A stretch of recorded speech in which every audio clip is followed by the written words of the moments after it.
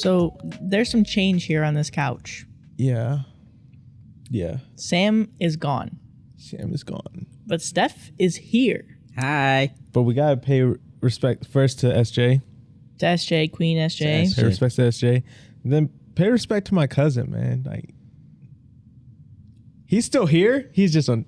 He's gone for the weekend. He's here, but he's gone. I don't see him. Is he a ghost? No, like he's here in spirit with us, but he ain't. So like, he's a spirit.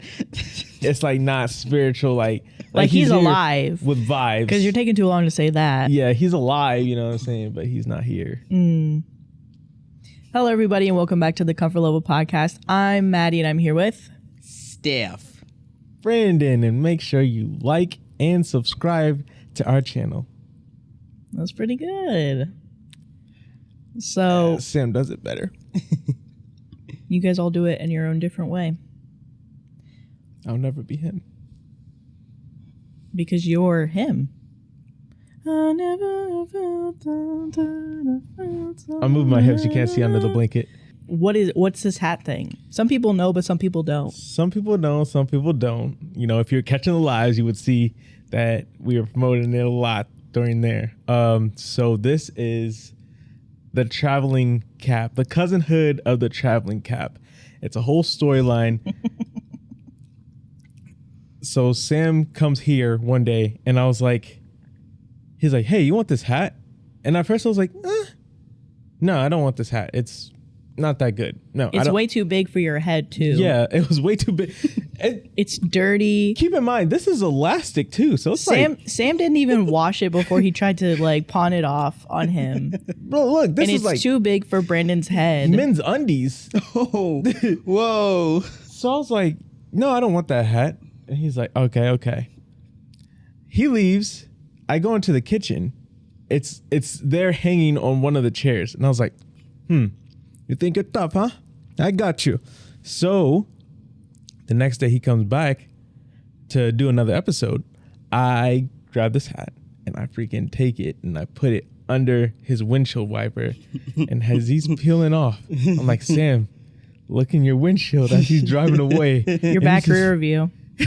He's just like, and then he drives off. And then he did something else. I got it back in my possession. And then there's another day where I did kind of the same thing, but me and Madi were going to leave to go do something. And so I was like, Madi, I can't explain to you, just run. and so she's running to the car. I unlock the door. Sam is running after us. It's like that scene when the killer's chasing you in the movie and he's just behind you. And Brandon's taking a while to unlock the freaking car door. Like, we're sitting at the car door. Sam's charging up. Like, it's like the movie Us,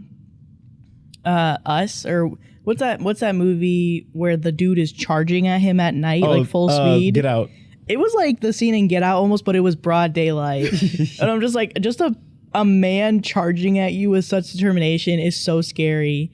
And then Brandon unlocked the door at the last second. I opened it, got in, shut it, locked it right as Sam grabbed the handle and pulled at it.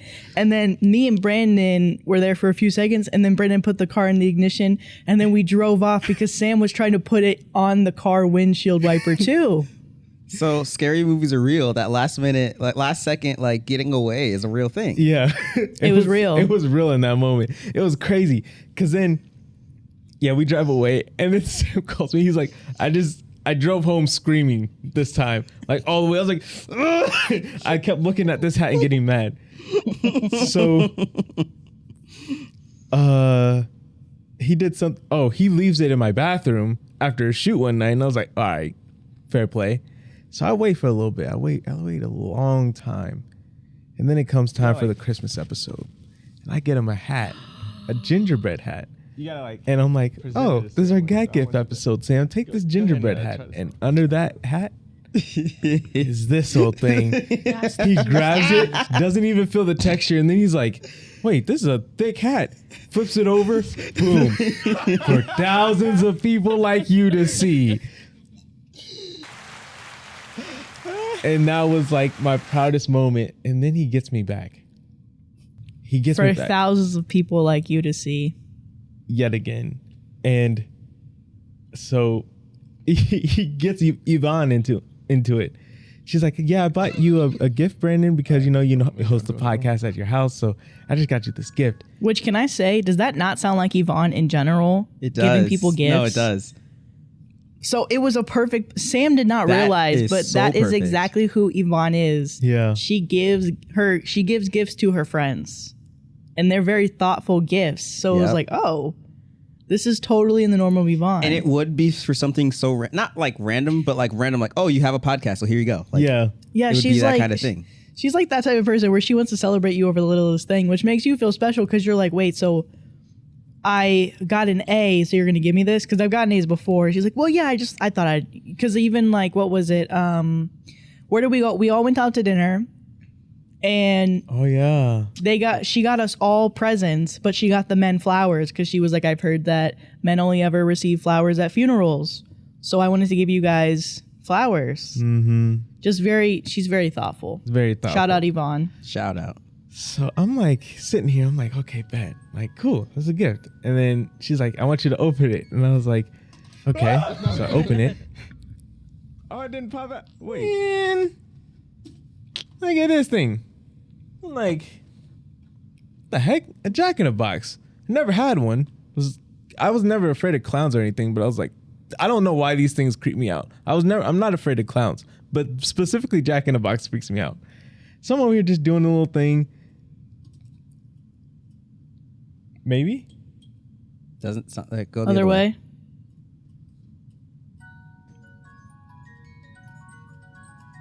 Fast forward. This doesn't come out.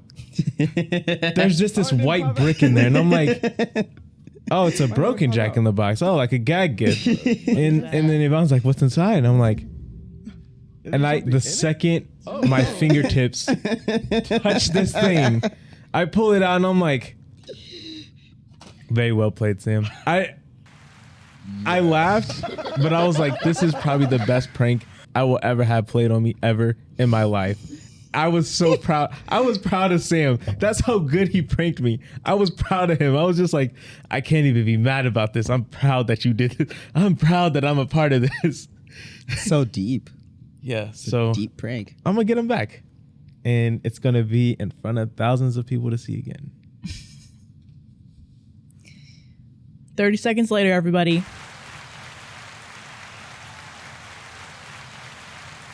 But I don't know. It's freaking, the lore is so deep. I'm like, I feel like sometimes they need to explain every single detail. Previously on Comfort Level Podcast. Oh, we should get that. Yeah. That'd be cool. So whenever we tell recap stuff, so we can do that. Mm-hmm. One thing I probably will never do though is put money into a prank like this next story. I'm trying to think of one. I was gonna do boundary, but I actually have the money one up. So Steph's face. He didn't realize. I was like, you already put money into the prank. What are you talking about? And then I was like, oh my gosh. It's just like. How does it feel to get Is somebody? dumb, stupid, or dumb? Brandon now knows what it feels to trick somebody into conversation while transitioning, and it's addicting.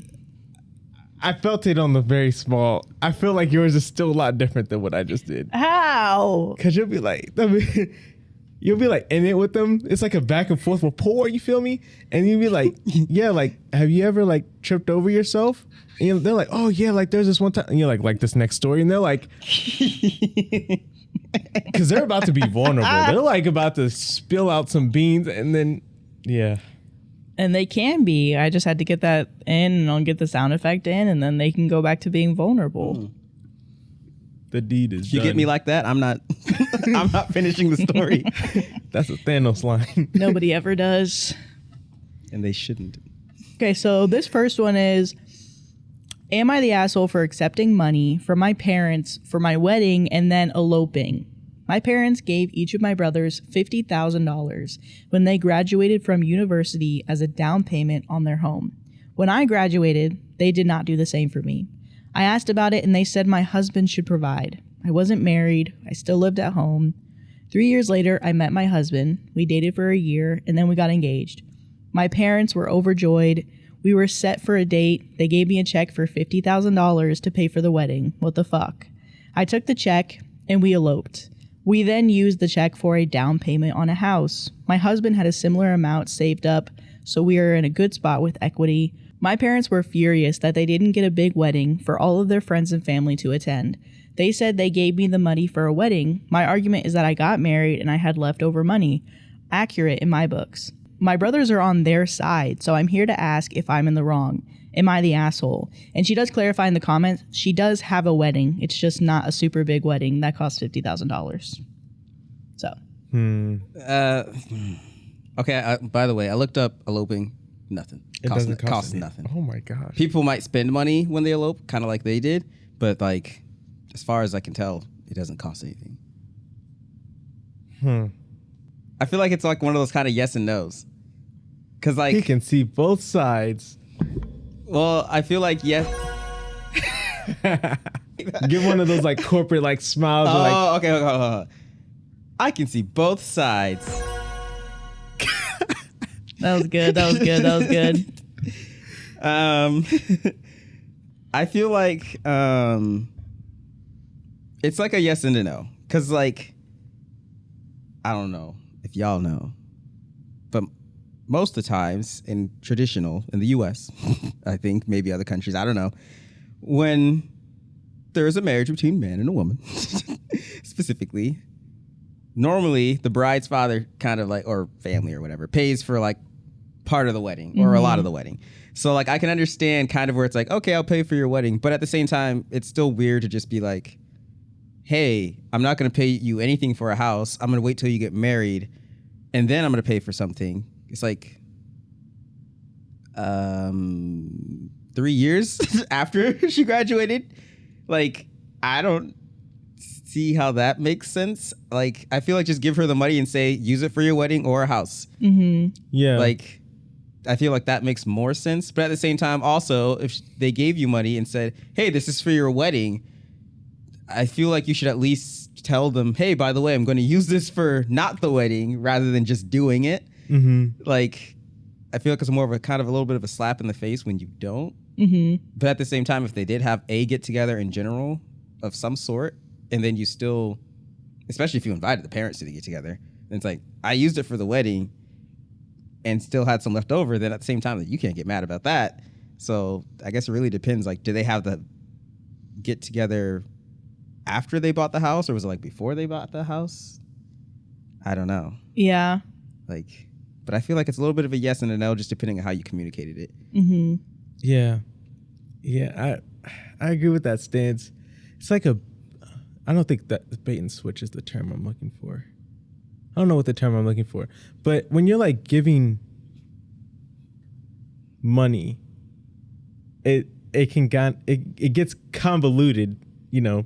Money in relationships don't really mix. But I think the difference is it's not like, because there's like the gift rule where like if you're giving a gift, I can't control what you do with that gift. But it's like this money actually had a purpose. Like, I'm giving you this money to do this thing. So I don't know if you can necessarily decide with that type of gifting. I don't know. That's I think I stand more with Steph and even stronger on the fact that she's not the asshole, because I think there's a clear double standard of, so you won't give me money because I have to wait for a man to pay for the house. So I can understand why she's frustrated in that, where she was like, a lot of people, like, weddings are so expensive, you know, having a baby, especially in the United States, there's so many things that are so expensive, and including buying a house. A house is getting more expensive, even though the value of the house isn't really there anymore. Like, you're getting, like, at least where we live, I think a median house is like up to like 400,000, 500,000 for like a house that's doesn't look too special, and it's not very big. And, you know, it's like what our parents would have called like their first home, not their dream home. but it's for a dream home price. So having to like not getting, because you're a girl, not getting the opportunity of getting $50,000 for a down payment on your home. What if she never wanted to marry, and like was she gonna be waiting the whole time to like have to wait to get a house because her parents didn't want to give her a leg up, but they were willing to give the brothers the leg up? So, and you say, Brandon, about it was brothers. Okay, I was looking somewhere else when you said the first part. I didn't know if it was a brother or a sister. Brothers. Okay. Brothers, and she's the girl. That changes stuff. But the other thing too, so Brandon, what you were saying, like if it was a gift given for a purpose, but I kind of think, shout out Sam to his mantra of like, once you give a gift, whatever that person does with that gift, that's out of your hands. Like I'm thinking of some stupid sibling drama that happened the other day where my brother bought pizza for the house that he doesn't live at, for my mom's house. And then he leaves and he comes back the next day and he sees that the pizza was left out. Whether that's a waste or not, because I wasn't there, he was upset because nobody put away the pizza, but he also didn't put away the pizza. But it's like, once you buy something for somebody else, you cannot be mad if they don't take care of it the way that you would have taken care of it. Same with this gift. I know they gave it to her for a wedding, but it's like she said, she got around the rules. She's like, I can have as big of a wedding as I want. I don't have to have a $50,000 wedding when I can put that money towards a house, because $50,000 at a wedding, like, isn't there like, now this is completely random, but I heard that people say the bigger or the more expensive your wedding costs, the like less, the more likely you are to break up. I feel like a lot of couples and married people that have houses in the comments, and you're with your partner, let us know, like, would you rather have a $50,000 wedding or a $50,000 down payment on a house? Also, I feel like, because like the whole 3 years thing, waiting for a man, on top of what you says, like, what if she didn't even want to get married? But what if she could have taken that money, put it and saved it somewhere for those 3 years, made some interest on it, I don't know, gamble it, put it on the stock market, whatever she decided to do. If we're going with the whole thing of like, whatever she gets that money, she can do whatever she wants with it. But at the same time, even if it was just literally sitting in some sort of savings account, growing interest, and then she could have had more than 50,000. She could have had, I don't know, maybe 51. I don't know, however much, depending on what she had. But it's like, that was up to the parents to say, we're going to hold on to it, and then you get it when we decide to do it, and now you only get 50. And I think another thing that it brings up that, at least in my head, I definitely understand, but like, what if she married a woman? Would she still get that wedding gift? Right. Or would it be like, oh no, like, do I still get the $50,000 wedding gift? Knowing how this is already going, I feel like the family wouldn't have supported probably not a woman. Just to be honest, just from the sounds of it, sounds like a very traditional family. Yeah. Which, I mean, if your family's traditional, let's let it be. But also just, Yeah, because now hearing more of it, well, also I don't know what happened. I completely spaced that there was classic Brandon. Brothers. I feel like that used to be you all the time. Yeah. Well, number one, I feel like it's like one of those. I wonder if she's the baby of the group. I think she is. She is. So I think the 50,000 is more of a controlled setting type thing. Like, you stay within these parameters, you get this prize. Kind of like ultimatum with money. I think it's like a gift. It's like, you graduate college, you get this. Because the first sentence is, once her brothers graduated university, they got the $50,000 for a down payment. Their parents are helping them get a leg up on being financially independent. You know? Yeah. So I don't think she's the asshole. No.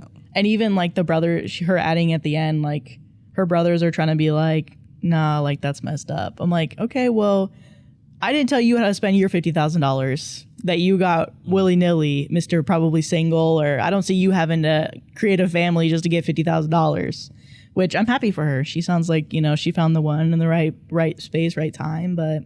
Yeah. Like I said, I think the only reason it would really be like an a-hole in this situation would just be if you just didn't really communicate at all and you just kind of did your own thing. I think you could deal with your family on a better way, but doesn't mean you're like completely wrong in the situation, right? Mm-hmm. Just like you could have communicated better because you had the opportunity and you decided not to. Well, also, but if she would have communicated, she wouldn't have got that money. I mean, after you got the money. Like if they gave you the money, they put the deposit in your bank account or whatever, and you just went up and did it without even saying like, hey, by the way, this is what I'm going to do. Oh, like just being honest. Yeah, like just from be the honest get-go. up front from the get-go, not just, hey, welcome to my wedding. It's like, this is $100 wedding. What are you talking about? Like if you were honest from the get-go, like, hey, I'm planning on doing a small wedding, and then even if you weren't like full on explaining, like, I'm not spending the full 50 on a wedding. Like if you just explain, hey, this is what I'm doing with the wedding, and then the rest is whatever, you know, I'm putting it into the house or whatever. Like if you just explain that rather than they show up to the wedding and it's just like this kind of smaller rinky-dink save money kind of wedding. You're just like, Yeah. where'd all the money go? They're just wondering when they show up at the door. Because like, then you don't have that, I guess, the guilt that she probably could be feeling. right. It's like, no, I explained to you, I'm not doing a big wedding. Okay, I get that point, but now that brings up another question for me. At what point do you have to stop explaining to yourself to your parents? Are you saying like what age or something? Yeah, to be like, you gave me the money, I can move on. I don't have to tell you. I think it's more, You know? I think is your angle more of a courtesy thing? Yes. It's not to say like you're explaining to your parents in the way of like, because you're my parents, this. It's more because I care about you, not because you're my parents. It's Yeah. just because I don't want to just hurt your feelings when you walk in the door. Mm-hmm. I'm going to tell you like, this is what I'm doing. That way you're not expecting to walk in and be like. No, I get your guys' point because I understand where you're coming from with like the courtesy thing.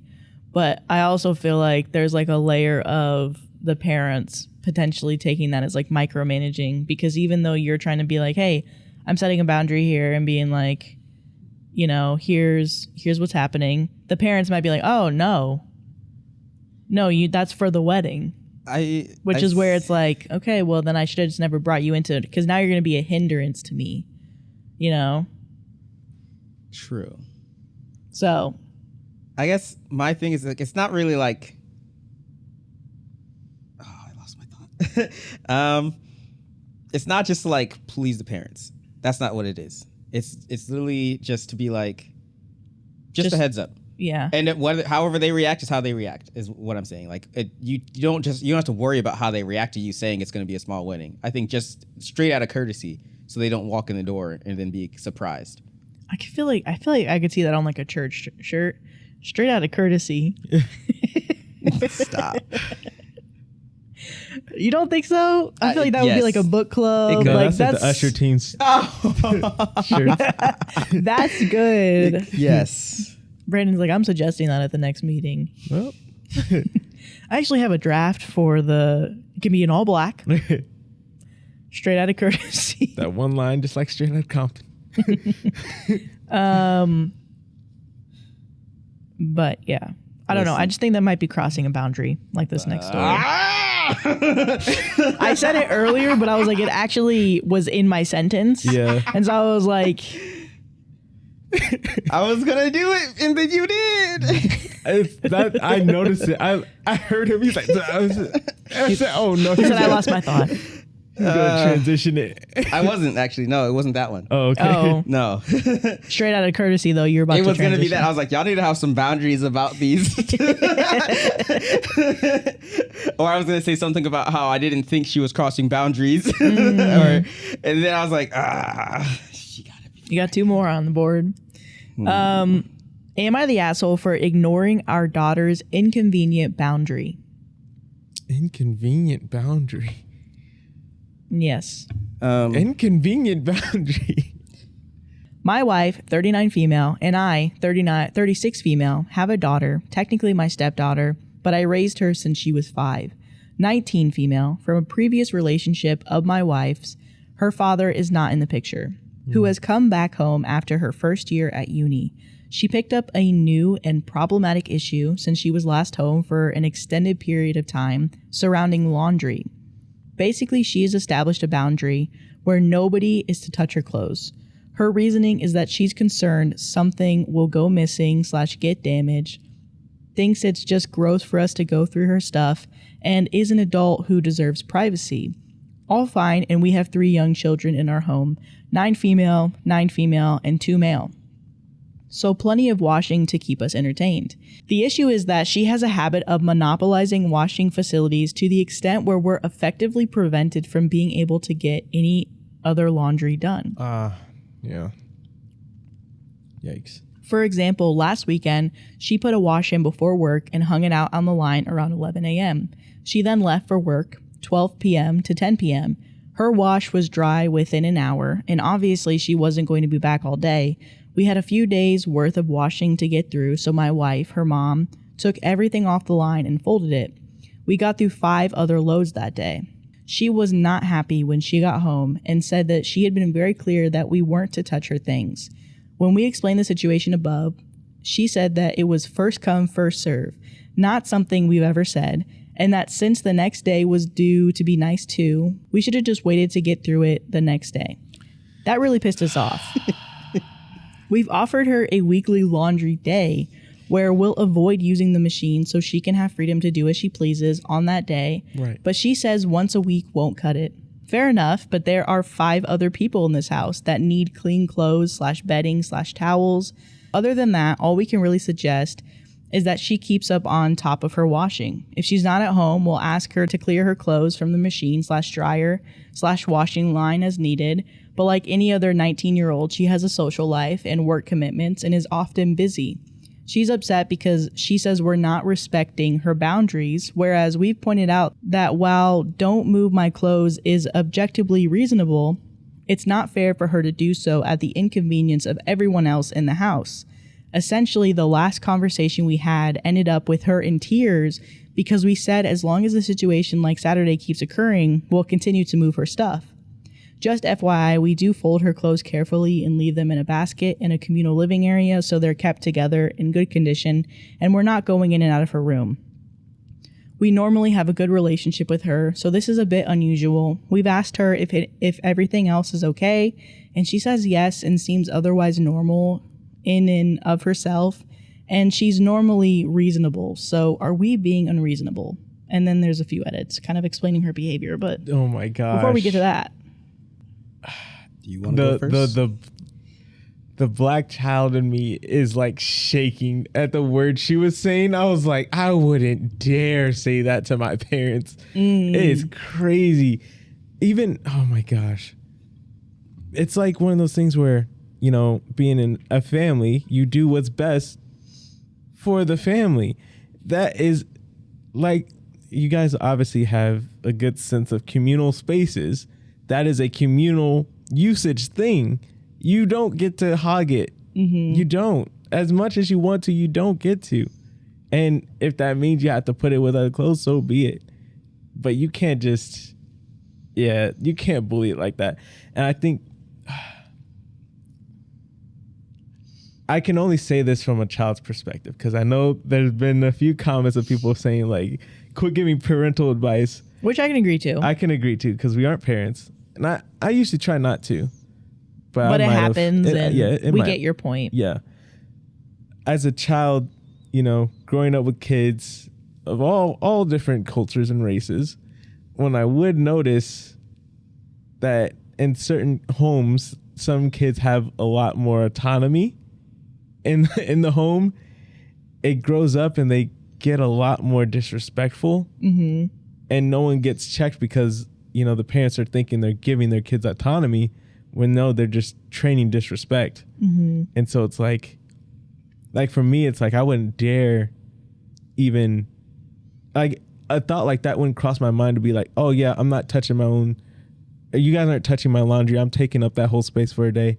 I wouldn't think to do that. If they offered it, that'd be different, but I wouldn't think to do that because at our house, we do it as a group. Like we just put them in colors and then just everybody's greens are getting washed at the same time.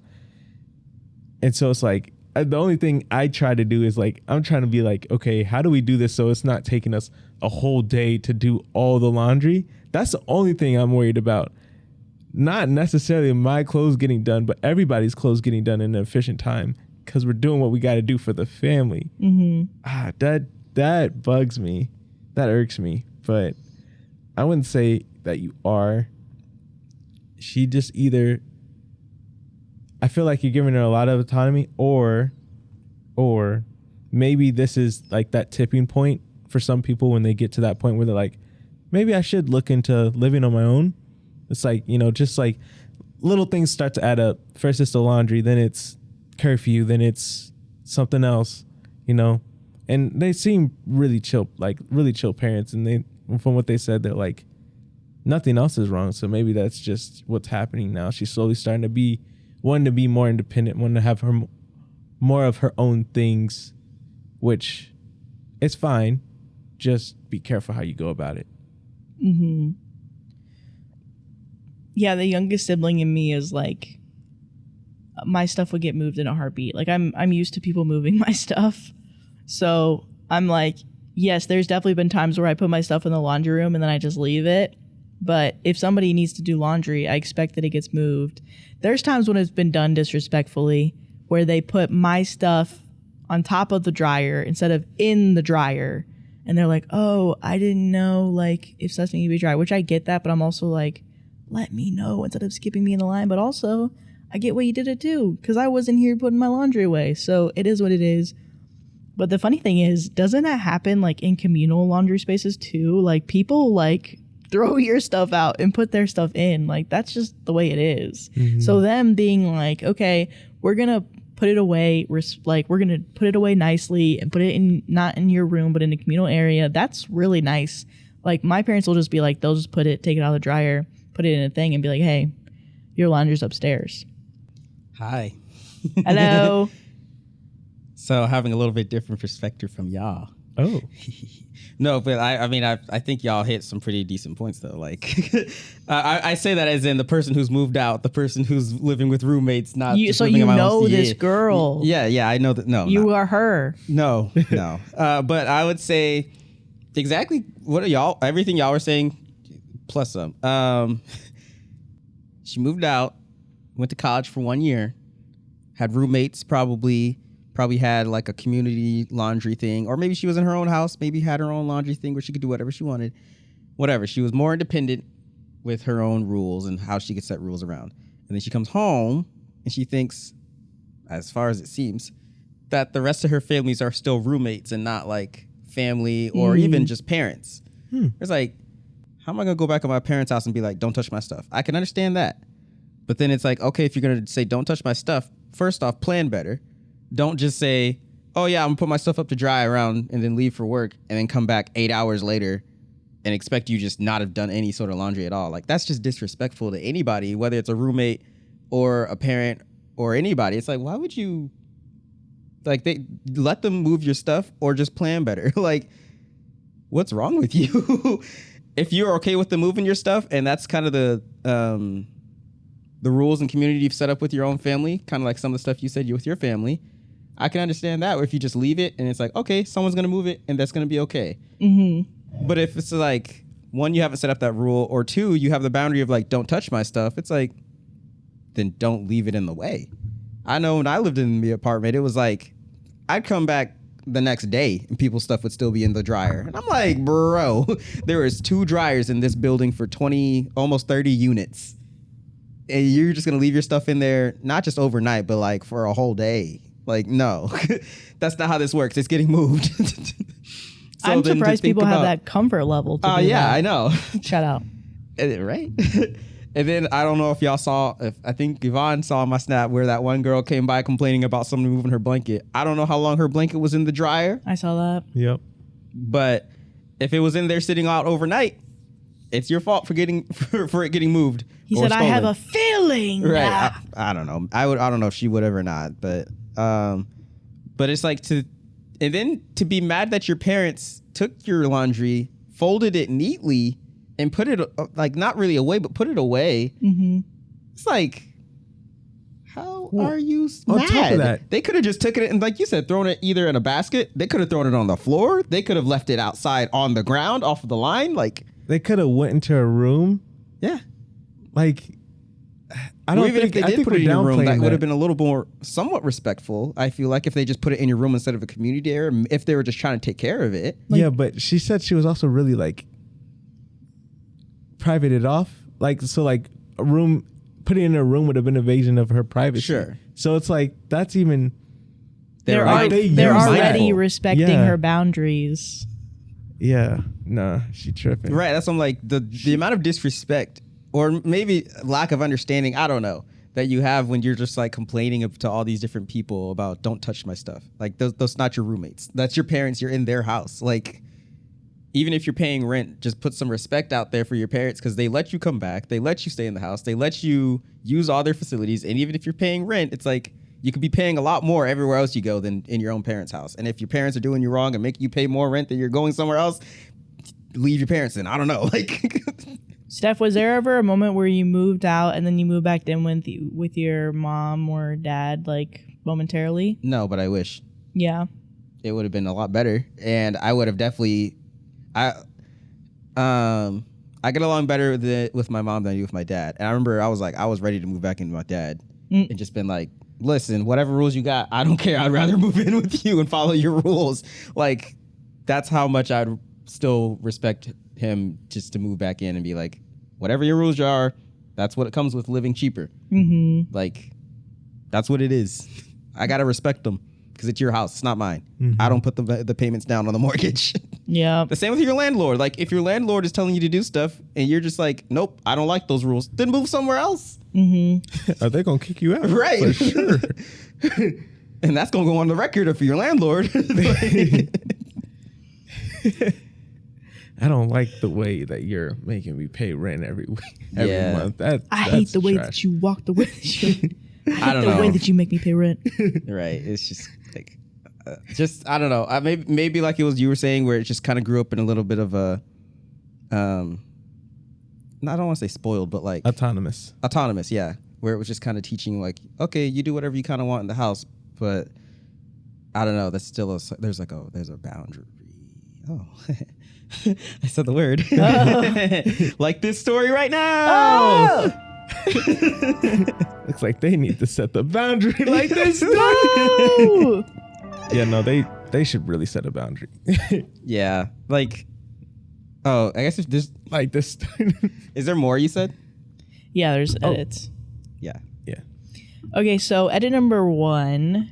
So the consensus is pretty much that we're right and our daughter is being massively unreasonable and that we're being pushovers for not being tougher on her from the off. We've shown her the comments and unfortunately she's still insisting that we're the unreasonable ones. We've never considered the local laundromat and have banned her from using our washing machine for the next fortnight, giving she's still unwilling to adjust. Yeah. Okay. She is absolutely furious, and wife has ordered a lock for the washroom door to enforce the 2-week rule. Oh, it's only 2 weeks. Fortnight. Fortnite. Hopefully, a couple of weeks hauling her stuff to and from will help her see the light. Thank you very much, all. And then edit number 2. A slightly calmer update this morning. Our daughter came to talk to us and apologize for the situation. She has found the transition back home hard. I get that. And had maybe become a bit territorial over her stuff while at uni. All okay. She then asked if she could please have a laundry day and be allowed to use the machine. Her place of work is closed Mondays, so that's now her day. And we said that she can use the machine on other days, but if by 7 a.m. Tuesday there's anything in the way or any issues on any other days, we'll be moving her stuff.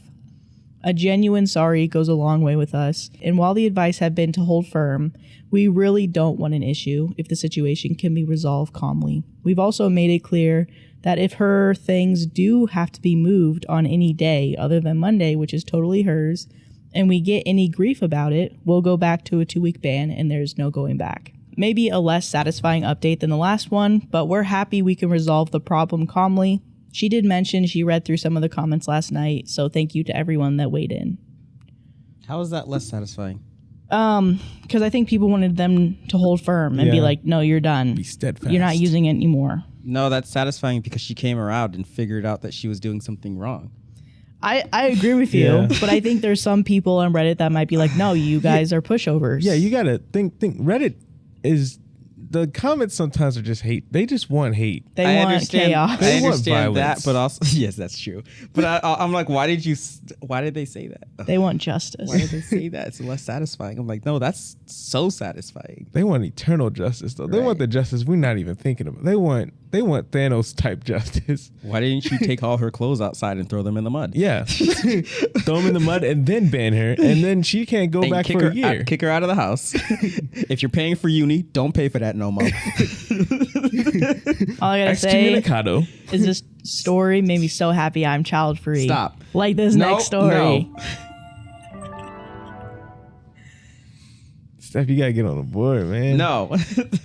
Okay, so this one is from r/millennials. So it's a new one. So this is a new one. That's not us. It's not us. Wait, what are we? We're Comfort Level Pod. Oh, yeah. We're Comfort Level Pod. Link below. Those who know. Comforters. Yeah. Yeah, I don't have anything here. I'm just saying we are. Oh, wait, wrong shirt. So this is a quick just question. And it says, is anyone else here still child free? I hit 30 years old with no children. And honestly, I plan to keep it that way. No disrespect to anyone who has kids. You guys are so brave for taking on such a huge responsibility. I don't see myself able to effectively parent, even though I'm literally trained in early childhood development. I work with kids all day, and I enjoy coming home to a quiet house where I can refill my cup that I emptied for others throughout the day. I'm satisfied with being a supporting role in kids' lives as both a caretaker and an auntie. I can never be the main character role in a developing child's life. She doesn't want main characters. It's the language around all of it. Yeah. I was like, oh my gosh. Yeah. Am I listening to a TikTok video? It felt like a movie. Yeah. I like. So what do we think about this? Being a parent and being trained to be an early childhood development specialist or whatever the title was is some entirely different. Because one of them, you go to work, you come home, like they said, it's peaceful, you chill out, you got your coffee or tea or whatever, you're done. Yeah. You don't have children. You give the children back to the parents and you say goodbye. Right. A parent is 48 hours a day. You gotta find time. You gotta, 48 hours. 48 hours in a day. It doesn't matter if your kids are with you. It's a whole different They're take still on the your show. kids. 48 hours. I'll say that. Oh my gosh. No, they're still your kids, whether they're with you, whether they're not with you. Whether they make you mad. Whether they make you mad. Whether you go to work. Whether you have to go take a poop. Whether the principal's calling you for the kids you're working with or your own children. Whether you're about to get in bed and the kids say, I have a project due and I need to go get poster paper at 10 o'clock at night. It's entirely different. Whether they have to forge your signature because they didn't get it signed for a permission slip to go on a field trip. Yeah. And it's funny because Done they that. just recognize, like, listen, I ain't made to have children. I can teach children. I can be the supporting role. I ain't made for this. Yeah. It is interesting, though, because I've seen quite a few articles just worldwide that people aren't really having a lot of children. There's not a big boom for baby. We were talking about last week with like the whole incentives, like in other countries to have children, and it's like, whoa, like what is going on? I mean, for her it's different because, yeah, she literally is in childcare, so it's like, and then I kind of think about it because I edit for my actual job, and then sometimes I don't edit for myself a lot because I edit for other people so much. So by the time it comes to me, I'm like, yeah, no. So I totally, not saying it's the same, but I totally get where she's coming from. But I guess, yeah, my bigger question is, I wonder what's happening. Well, I know what's happening worldwide. It's expensive. People can barely live. Period. We just said you can't buy a house. So how you gonna have a child? Well, I'm gonna have a child, and well, I mean, some people do, but like, not even just saying, "Oh, I accidentally had a child," which some people do, but some people just decide to have a child before they can afford a house or afford anything. Yeah, and they make it work. But yeah, but like, but it makes life harder. it does. So I feel like if you're like really thinking about having a child, and well, not to say that you don't either, but I'm like, I feel like most people in our generation, they're like, I can't even start to think about having a child because I can barely take care of myself. Like, I think that's what it is it's just not the thought of even trying to, because it's like, where am I gonna put them? Yeah. I don't have a room. I'm gonna put him in the linen closet I'm gonna put you in the fridge. Right. Like, So this brings up a question. We're in our mid-20s, and have you guys been considering like kids? Because I know that me and Brandon have talked about kids. My number when I was younger was higher. As I get older, my number is lower. And sometimes I think what will happen when we're in our 30s and planning on still being together, and it's like, what day one of us just says, I don't know if I want to do it anymore. Have you Have guys children. thought about not having kids? have children is what you meant. Have kids. You weren't talking about being together. Having kids. Yeah. Have you guys thought about that where you're like, what are your guys' thoughts on kids and or the child-free wave that's moving through? Welcome back to the Childfree podcast. Do you where we have no children at all. I don't know. do you hear the waves roaring in the background, everybody? Are you a part of that dual income, no children? Are you a dink? Are you a dink? Do you want to be a dink in the future? Or are you saying, no, I want to have kids? Are you shaving your head and saying it's all about family? And if you become anything other than a dink, you will figure out that subtle, nice calming waves turn into torrents. And terrible, terrible, terrible tsunamis start crashing into the cities and into the walls and on the beaches, and sharks are on land, and I don't know what to do anymore. I think we know. I think we know how he feels about kids. No, I'm just kidding. We are just kidding. Kids are the light of other people's lives, and right now, who knows? Maybe in the future, maybe my life. But okay, so what do you guys think? So I've thought to myself about not even just like children. I thought like, man, what if I just don't get married? I'm like, well, whatever it is what it is. Mm-hmm. You know, it's just like, well, I mean, it would still be nice, but if it just doesn't happen and, you know, I just grow old and don't get married, it's just what it is. But like kids would be nice too. Mm-hmm. But I got another step to get to first, so I'm not even thinking about like, oh, what if I don't have kids? What do you think about those people who just say, I'm just gonna get with a friend, we're gonna have kids, and we're gonna No. co-parent? That's a joke. You would only never, ever say you would that never as a- take that I seriously. would never take that seriously. Okay. Why would like, what would be the purpose? So you don't be lonely? But like, if we don't like think each other so. like that, It's to have kids, I think. so I could have kids in a very unstable relationship. Yeah. Some people. Okay, some people do it because they're not also always thinking straight. If I were to start thinking straight, like, hey, I guess I'm gonna get together and just so I'm not alone. Oh, I also want kids, and then just to have, I'm like, me thinking straight right now would tell myself for the future, don't ever do that because that's a bad idea. To try to get just so I'm comfortable, because that's also unfair to the kids to put to raise them in something that's uncomfortable for me, or not uncomfortable, but something out of comfort for me, but not stable. Yeah, I just want to say there are parents out there who can do it all, though. And even though it wouldn't be your first choice and it would not be my first choice, there are some people who I have heard be like, honestly, at this point, just give me a baby.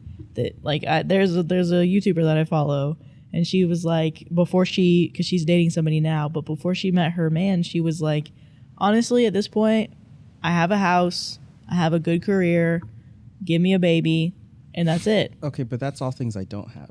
And she's probably, I don't want to judge too much, but she maybe might have YouTube money too. So I'm just like, YouTube money, Wild 'N Out money, right. So Dish I'm like, Nation for money. me, Shout out Jessie Woo. I can't do that because that's a lot more unstable. She's in somewhat of a stable She place is. on her own. Yeah. For me, I'm like, why would I do that in a situation? I mean, who knows? Maybe I'll be in a more stable, I hope I'm in a more stable place in the future. But I'm like, for now, I'm just like, I can't even think about trying to do that because that's not fair to the child to even think about bringing them into a world where paying for me is bad enough as it is. That's true, but like your future self too. Your current Future self, but self. also your future self. Oh, yeah. Future self, like, if he's in a more stable place to do it on his own and he decides that's a good idea, That's on future self to do, but But right now, you said, no, that's out of the cards. I would never do that. That's a terrible idea right now. Mm-hmm. That's such a terrible idea. Brandon? Okay, wait. Run back the question. Okay, so the first one is, how has your idea on kids changed? Has it changed? What do you want in the future? Okay, so for me personally, I never really had an age because I always liked kids. Mm-hmm. I've always been good with kids. Actually, yeah. My first volunteer thing ever was serving at my church with the kids. And so it's I know I'm good with kids. I like kids. I know I want them. I just never had an age of when I wanted them. And now that I'm getting older, I'm like, because, yeah, I would say I would think my max was 2 to 3. I was like, if I have 3 kids, tie me up down there, because that's crazy. My coworker has not his parents have 14 kids. That Wow. And he has 11 sisters. Woo! 14 in general. Oh my Yes. God. Yes. anything past 5. So he has 11 sisters and he has He has 14 11 kids. sisters. That's a big family. He doesn't have 14 kids.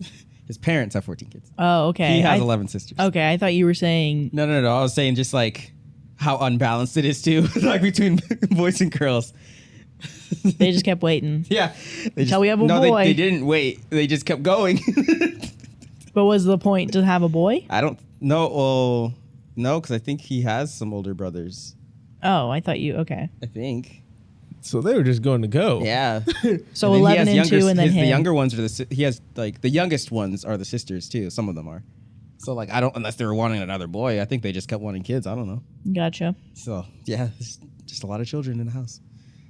So to hear, I love that for them. Yeah, because for me, when I was younger, I thought 16-year-old Madi thought 26-year-old Madi 10 years ago, oh my God, 16-year-old Madi thought 26-year-old Madi would be in a different place mentally, ready to have kids, ready to start a family.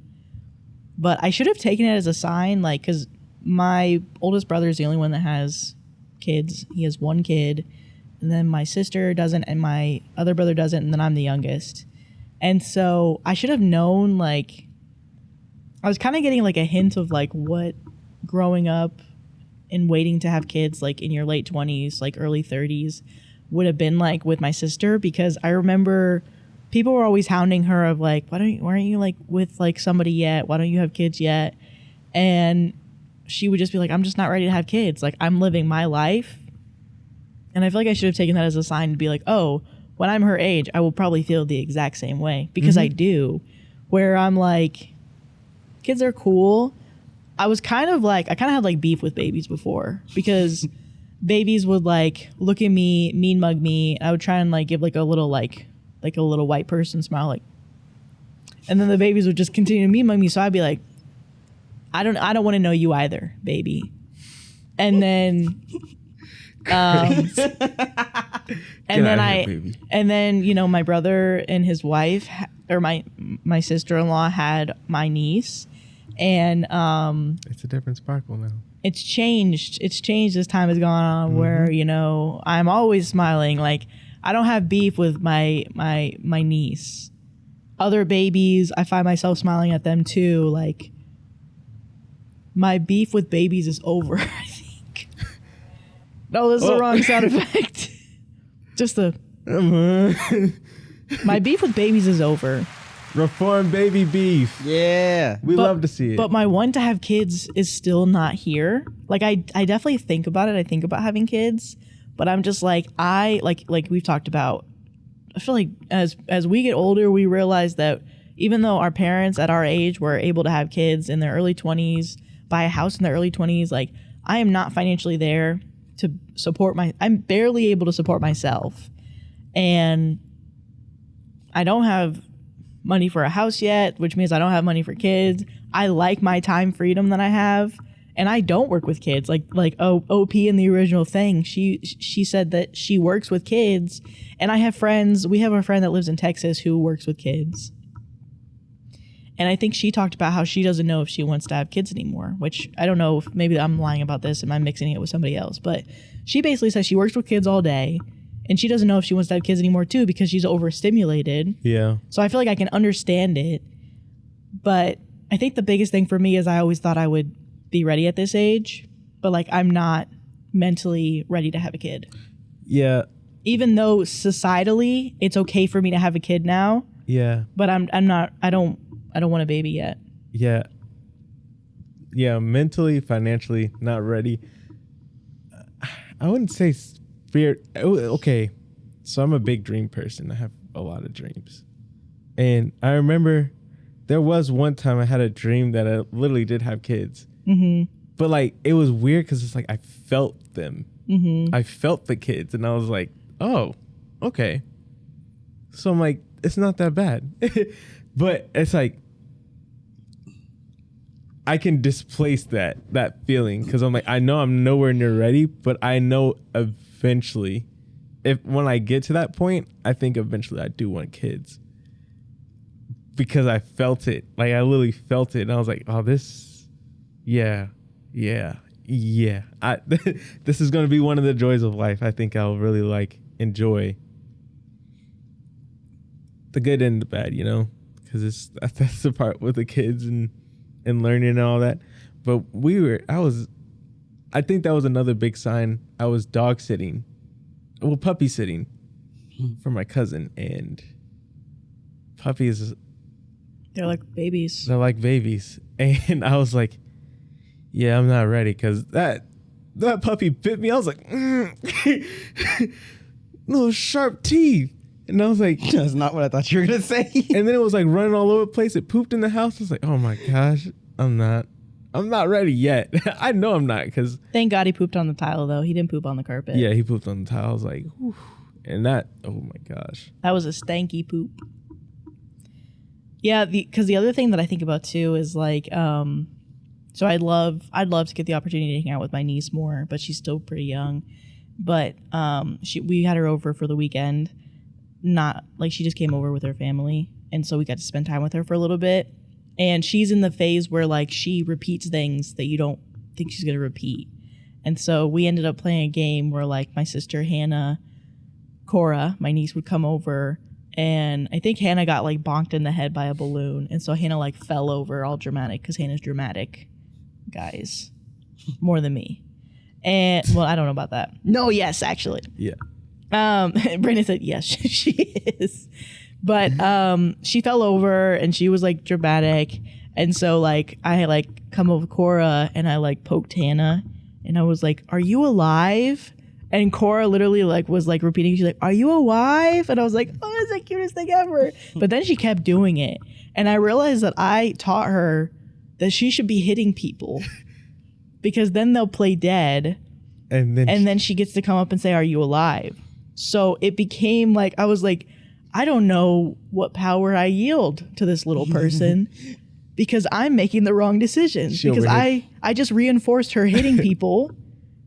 And now it's like a thing where she's going to come up and hit me. And when is she going to hit me hard? I'm going to be pissed. She was throwing that ball like a haymaker. She was, thankfully it was a balloon. Bing. Most of the time it was a balloon. There was a few times it was a light ball. But it was not like if you got hurt, you're like, okay, whatever. One time she double wheeled it. She said, dude. And I was like, oh. But I think the funniest part was she got more aggressive. I was like, you're scaring me, Cora. And she would get that little finger. I knew it hurt because it was stiff. Like usually like the finger was like that at first, but it was like, like just straight, She said, are you alive? Because it's like, she's seeing me do it. And I can like make it look dramatic, but not actually be poking somebody hard. And Cora doesn't understand that. So she's poking Hannah like hard, like on the stomach. I'm like, Hannah, are you okay? And so I go up to her mom and I'm like, dang, she's poking hard. And she's like, she learned that from you. And I said, She did. But I didn't poke her hard, but she did learn that from me. Sure.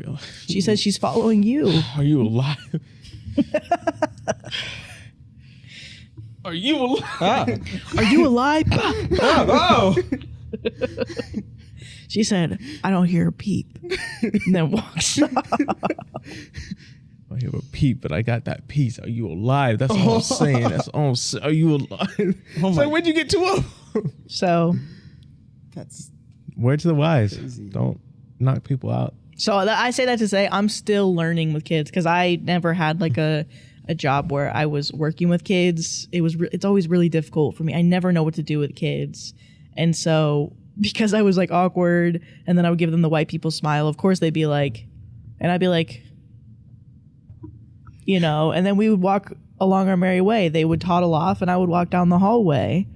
Then I'm over there just like picking up like, hey. And they're like, ah!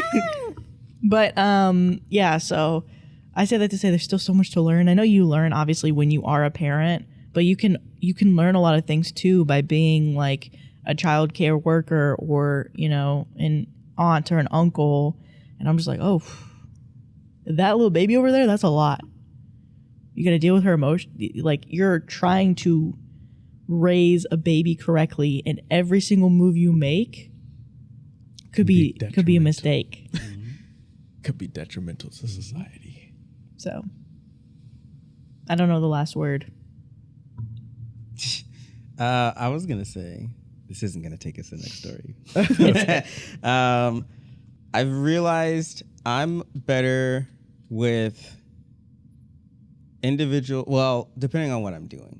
Like if I already know this group of children and I'm leaving a class or something, sure. But if I'm just like go into a room to take care of like a whole room of children, I'm like, what do you want me to do with them? I'm just gonna let them play.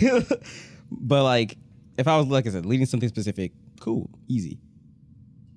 But like the other situation was a whole room. I'm good like one-on-one with a child, but I'm not gonna, or like a small group or something. But I'm not like a whole room full of children. I'm like, I ain't gonna be out there trying to make sure they're all having fun. I'm gonna let them do them. I'm gonna make sure nobody gets hurt. I'm gonna play with like 2 or 3 over here. I'm gonna be good. It's not fun, I can tell you from No. experience. Because when I was doing it, it was like 25 toddlers. Right. I'm not exaggerating. There was one time it was literally like 30 toddlers. I was like, and there was 2 people over 30. I had a lot of fun though. We rocked it out. Yeah. But I think babies are they're fun. Babies are interesting. You get to see their it's so cool just seeing them like start their personality, especially like when you're in a space where you get to watch a child actually grow and develop into the person that they're going to be. But it's like, oh yeah, I could have called that, but you were like a little toddler. I'm like, dang, I am an unk, because holy cow, I've seen so many children I was like, dude, I had to hold myself back. Elise does not have a baby. Did you just say that you're an unk? Yeah, like He admitted it. I am. All my friends and like my boyfriend, they have like unk behavior. Like Sadia's an auntie, Brandon's an unk, Steph's grandpa. Steph's a grandpa. Like I don't know. I guess just me admitting it. Like I feel like I'm like grandma too, but like not kids grandma. Like I feel like my behavior is like, oh, she's just like that old white woman, but she's funny, but she's like really dorky. And I see an auntie. Really? Yeah. Okay. Maybe we all just have that TT side Madi. of us. I think TT Maddie. for me, it's like unk is just not in my genetics. Like this next story.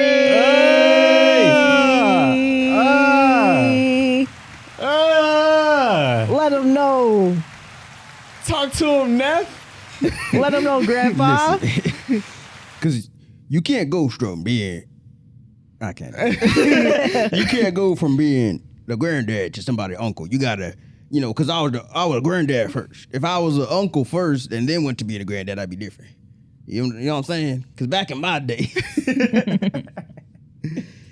He said, back in my day, my brother Richard did have a baby first, and I got to learn about the baby because I got to learn how the parenting styles. But then I had some kids of my own, and they had some kids of their own, and I became grandpa. That's the opposite. I said I went from granddad to you can't go from being uncle from granddad. You could have a 5-year-old brother as a I 60-year-old could, man. but then it's like you're still granddad. Like you don't lose the granddad. You don't I'm lose not a your granddad? daddy, I'm Yeah. your grandpa. You don't go to being like uncle mentality. You go from you stay in that granddad mentality. Okay, so this last story is from Relationship Advice. Uh-oh. My twin sister, 18 female, and I, 18 female, took a genetic test and we do not share any DNA. What should my next steps be when no one in the family is telling me why? Wait, what? Hold on. Wait. Little mystery here. Hold on. You took a DNA test. Turns out you're not 100% related to that bitch. girl. Oh. Bling bling, cause I got it. That's the Gerald in me. Oh no.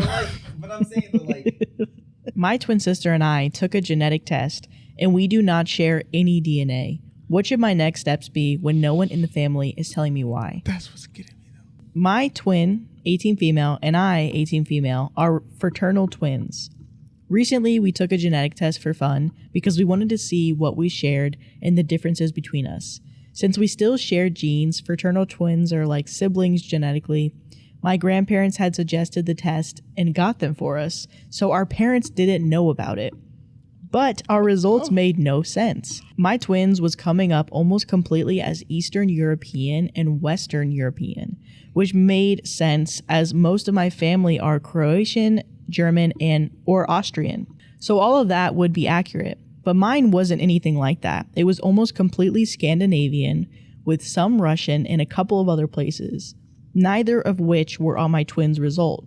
She had a very small percentage of Scandinavian, but that was it. And we had no matched DNA, which clearly seems impossible. We were literally twins. We have to share DNA. My twins said they must have mixed up my sample with somebody else. We ended up contacting the company and my twin and I took a test again. It was the same result. Both my twin and I were really confused. We told our grandparents and they said that was interesting and said nothing else.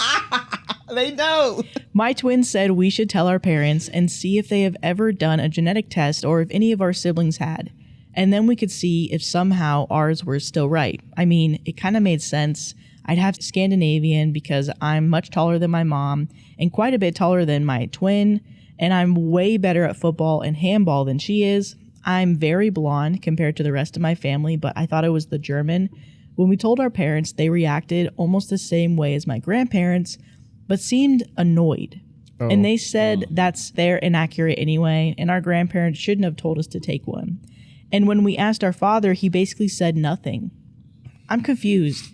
I know my twin thinks it was just a mistake, but I don't think so. We have to share DNA, about 50%. That's how twins and siblings work. Mm-hmm. Even though we're fraternal, we should still share quite a bit of DNA, but other explanations don't make sense. My mother can't have cheated on my father because my twin and I would still share DNA, just less because we would have different fathers. The results mean we can't share a parent or even be related, but I don't see why my parents would adopt me if I'm not their child when I don't think they've ever been to Scandinavia, and why would they adopt a baby that's almost the exact same age as their baby? I'm panicking. The person I'm closest with in the world, who I thought I even shared the womb with, might not even be related to me. My birthday might not even be real. None of this makes any sense, and no one is telling me the truth.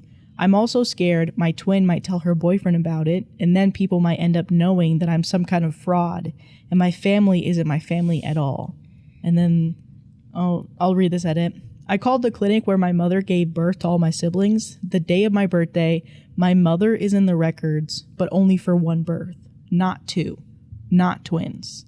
I don't know if it's an error or if my mom didn't give birth to me. That's what I was going to say is birth certificates. But I was like, I feel like when you, because like you could ask your parents, oh, let me see the birth certificate, but they're like, I don't want to show you. But I feel like you can order one from like the state, if you're in the U.S., from like the state office or whatever. But if you don't know all your information, then you can't ask for it. Like get the right one, yeah. So it's like you have to know if your birthday is the real birthday, what your name would have been at birth, I think. I'm pretty sure you have to have that information too. So it's like, you can't even just like go and try to figure it out. I didn't even think about calling the clinic. That's smart. But it's like, what do you do about the other twin? Because you don't know when the other twin would have been born, or like which twin was born that day. Where did she get this baby? Yeah. Where Well, did she get this extra I guess baby? you can confirm for one twin, because you can check with the state office for one of you, and one of them's going to come back with the correct, unless they lied about both your birthdays. One of them's going to come back correct. The other one, you're going to have to start wondering, like, Where'd you come from? right. Or maybe they give you both your birth certificates and it is true. Mm-hmm. I don't know. But at least one should come back correct. I think the fact that there's only one in the clinic records, though, is kind of making this a little. And what Steph said in the beginning, why not explain what's happening? The grandparents suggest you take a test for fun, and that's when your world crumbles and you find out that you're not related. So why do this? What do you have to tell me? I mean, I see it, but explain this. So yeah, at the time of filming this, because we're about a month ahead, I know you guys are always mad that we're always so far ahead. I get it. We just end up filming so much and then we don't upload as fast. But as of right now, we're a month ahead. So this is only 7 days old. So there's not a lot of updates here. Okay, so we might film super far in advance, but we usually take a while to edit. So there actually has been an update since before this episode was going to come out. It came out May 22nd. So reading this for you, because there was an update. So I'm adopted, which was probably quite obvious as soon as I got the results, but I guess I was in denial. My parents told me a couple of days ago, not much, but a bit. I know now that my mother was Danish and my father's old girlfriend for when he was really young, which is seriously weird. I asked them a lot of questions, but I didn't get a lot of answers. I don't know who my father is, how my parents were able to adopt me, and why, if she was even alive. Nothing. But thankfully, I am legally adopted by them, which is a relief. Since I was worried I might not be, and my birthday is actually my birthday, so they haven't been committing any weird fraud. It's very weird. My sister has been acting weirdly, and my family as well, but in some ways it's a relief. My parents still feel like my parents, and my siblings still feel like my siblings. I know that technically they're not, but I don't feel upset about it. I'm just upset that they lied, and also won't tell me anything. I don't know if they genuinely don't know or if they don't want to talk about it, but at least I have an idea about everything now. I'm still not quite sure how I feel about it, but I'm glad I know about things now. Plus, I have a country that's actually good at football to support, which is nice. Maybe someday I'll find out everything, maybe not. I could probably look her up and find her if I wanted to, but I'm not sure if I do, if she's still alive. Although everything is different, it doesn't feel so bad, but it does at the same time. It's very weird. But I have a family that loves me, so it could be much worse. I feel sad about my twin since we're not actually related, which feels really different, and she's acting different as well. But I still love her a lot, and my parents as well. I think it will take some time to know how I really feel. In some ways, I want to be mad at everyone and do stupid things, but that's only sometimes. And overall, I feel okay, so that's good. And eventually, I think I'll be content with how everything is. And that's what we have. I also want to note that we don't really say much about this. I think we were more intrigued, me personally, by the title and the mystery without thinking clearly that it was probably, if it wasn't a stolen baby. I think that's what we were thinking. Okay, we were thinking something really dark and not the easy, obvious thing of like, okay, well then you're adopted, you know? Maybe Steph is thinking that, Brandon's thinking that, so I won't put that. I won't say that they thought that. I thought that. And yes, I did. I was like, something sinister is happening. No, she's just adopted. At least it wasn't like the crazy action movie that I was thinking in my head. So we actually don't say much about this story at all. But I guess that gives us an opportunity to hear what everybody else is thinking in the comments. Were you thinking it was obviously adoption, like a lot of people probably were? Unlike me. But yeah. That's crazy that your grandparents started this whole thing. Yeah. Because you wouldn't have done it. There would have been no need to do it. Maybe unless you're like one of those people like, oh yeah, I just want to know where my heritage is. And then you just find out that way. But the fact that they're like, hey, y'all should do this just for funsies. Just see what it's like. That's interesting. That's exactly how they're interesting. And then You should ask your parents about it. they're just like, oh, yeah, we should act this out. And then the mom is like, we can. The mom is like, weird. Weird. Gotta be wrong. Must be wrong. Yeah, I mean, who do you want to be? I could be the twins. Okay, I'll be the mom. You be the grandma? Y'all want props? All right. No. Do you have a Karen? Is there a Karen wig over there?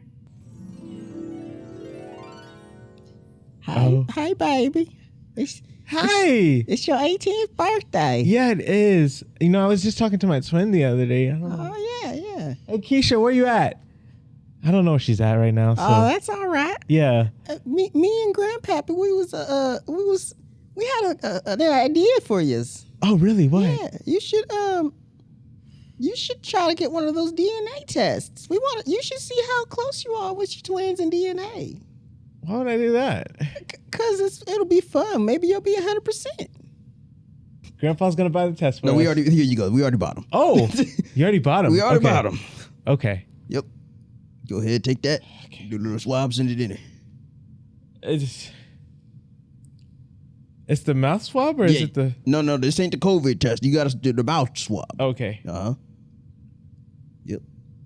Oh, she's biting it. No, hey, don't bite it. Okay. No, that's my bad. Okay. Keisha. I'm here. Hey, baby, we got this DNA test for you to take. Oh, thank you. Yeah, go ahead, just do the little mouth swab. No, don't bite it, darling.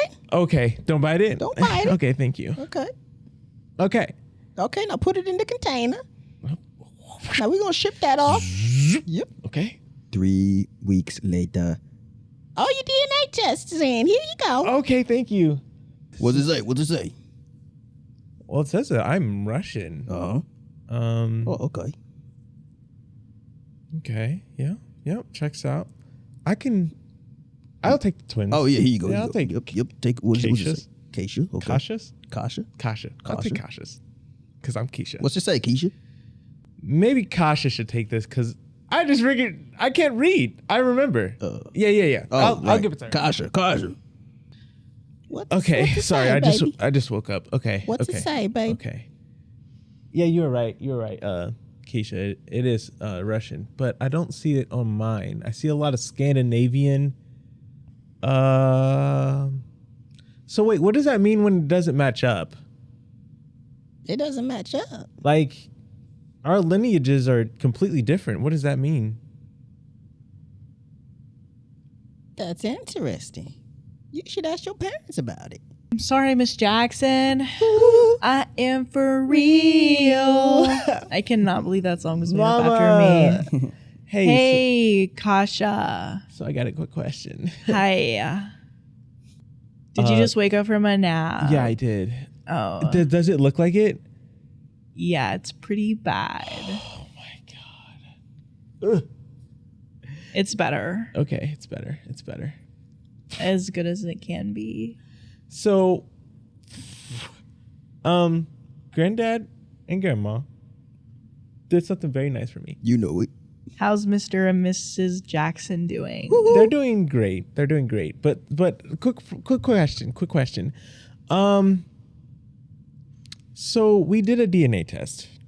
Why would you do that? I just wanted to be so in tune with, our roots, as they would say. You can just cook some cultural food then. But I just wanted to know where we were because I didn't know where we were. I didn't know. We're from everywhere. I see that now. But the problem is. Okay, hold on. Why are you speaking to me like that? The problem is my twin sister doesn't have the same. Why are you doing that? My twin sister. Right? Doesn't have the same DNA as we do. Okay, you're fraternal, babe.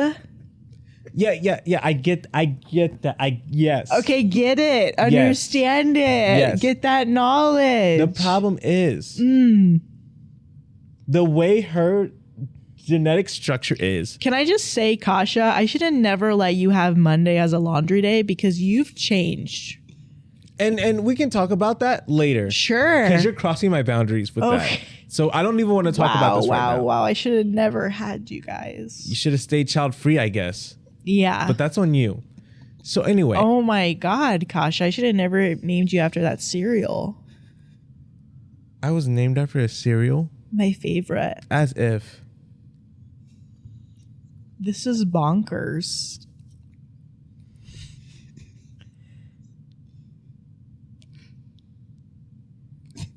Need a second because that was wild. I can't believe. Okay, so anyway, let's rewind. You pushed my laundry out of the way, so I'm already upset from today. Right. Well, it was on for 7 months, and I was going to get to it eventually. You know, I work. I'm busy. Wow. And I told you not to invade my privacy and touch on my personal things. Anyway, my sister and I do not have the same genetic build. That's what I'm getting at here. I will say you're built like a linebacker, but that's your dad. No, because they're saying that you are Russian. I didn't say I was Russian. I said I was everywhere. I'm Scandinavian. I'm like cultured. I am cultured too, but I'm a different culture. That's the problem. Me and her are not the same. Says who? Me and her are not the same. Where is Keisha at? Keisha's right here. Keisha's right here. We're not the same. You guys look pretty similar. Yeah, get out of here, Keisha. Oh my God, I don't want you guys to fight. Mom, we're not the same. That's the problem. Why are we not the same? Okay, like who said it? Granddad. The DNA test. Granddad or the DNA test? Both. Okay, like I don't know if you can tell. But you look like you're avoiding something. But I'm like really frustrated that you would do that. You don't believe that I went on a backpacking trip around the entire world, so you're from everywhere? It's a gift. It was a gift, and I just took the gift. So don't be mad at me for taking the gift. No, because I am mad at you. You touched Kasha's laundry. No, I haven't touched Kasha's laundry. I did eat her cereal. Okay, now you know we said that the boundary when I was your your daddy and you was in my house that we do not touch other people's laundry or eat their cereal. So and you know what? Forget all that. But I don't. Okay, I have my own kid that's separate from you, Dad. Like I appreciate what you did and stuff, but hold on, how can you not have a reality show with cameras everywhere? Listen. And expect for her to not get her laundry done. Okay, but here's the problem though. I remember when I brought you. I gave you that money because I gave your older brothers the money when they graduated. Yeah, and I gave you money. I had to trick you into giving me $50,000. What did you do with it? You bought a house. So I bought that house.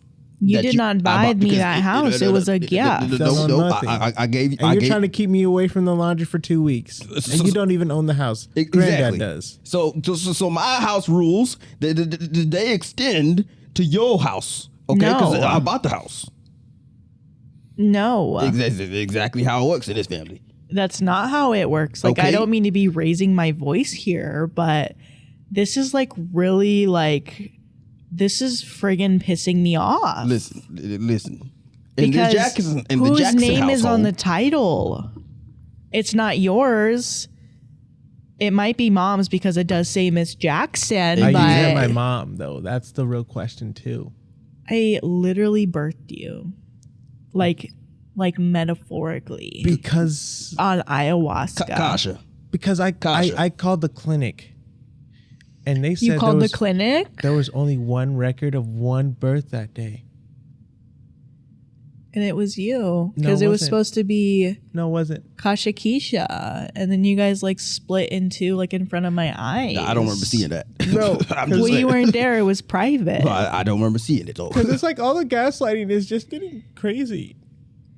Because like you're crying, so like I need to cry too because I can't have the emotionality be pulled from like.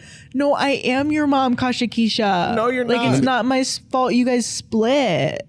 All right, let me tell you what happened. Right, Keisha's not your daughter. You thought you had 2 children? When you, I thought, okay, remember- if I can be honest, do you remember when you passed out? Dad, if I during the childbirth, and they told you had twins. well, yeah, I do remember that. They brought Keisha. Keisha. They brought Keisha into the room, Yes. and they told you had 2 children. Yes, they did. Because you didn't have 2 children, but they wanted you to believe it. Oh my God. There was another woman, and she passed away. So they brought the child to you. And scene. The moment I did the accent, I was like, I don't know if I can keep it this whole time. And then I got the hang of it. I was like, okay, I got it. I love the vocal fry. I don't know why. That was so fun. Did we included every story? We did. No. Well, we didn't We say said- child-free. I said We did. child I free. did. Did you? I did. Yeah. We both okay. did. Yeah. I was thought like, you. We I know didn't you say said you shouldn't have genetic. had children. I wasn't sure if you said. Well, the story was genetic. Yeah, it was genetic. But we did say all of them. Nice. Yep. So there we go. We just freaking did an episode where Brandon, congratulations, you played 2 characters. And then I like how you gave up at the end. Yeah, I did. Because you were the one who suggested playing 2 characters. I didn't. You know, I've done it before. I've done 2 characters before. Right. But I think it was just the fact that it was like one of those, like I needed like a green screen or something, a green screen of me behind. Have you ever done 2 characters that speak to each other? No. That is hard. That's why I was like, oh, I started doing it. I was like, wait, I have to interact with myself. And I was like, forget it. But that was fun. Thanks, Steph, for coming on the podcast. And he'll be on when we go on our content trip. So look out for that. But a super long episode that time. And then, thank you guys for joining us for another episode of Comfort Level Pod. And we will see you next time. Bye. Bye.